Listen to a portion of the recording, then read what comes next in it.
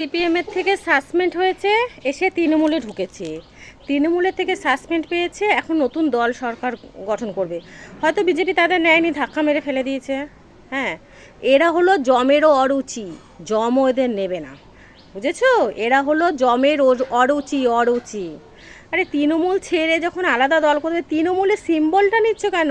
তৃণমূলের জার্সিটা খুলে ফেলে আলাদা করো না দল গঠন, দেখি কত ক্ষমতা। হ্যাঁ, মমতা ব্যানার্জি করেছে, কংগ্রেস থেকে তৃণমূলে আলাদা নিজের দল গঠন করেছে।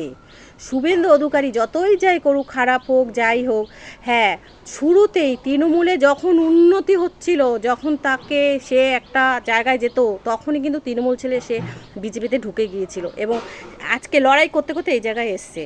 আর যেই কজন এই যে আজকে এখান থেকে ওখানে লাফাচ্ছে, এই ডাঙ্গা থেকে ওই ডাঙ্গায় লাফাচ্ছে, ওই ডাঙ্গা থেকে জলে লাফাচ্ছে, জল থেকে নর্দমায় যাচ্ছে, এই যে করছে, এরা হচ্ছে জমের অরুচি। কি ভেবেছে দিদির ওপর ঝাঁপিয়ে যাবে, খুব বড় নেতা হয়ে যাবে?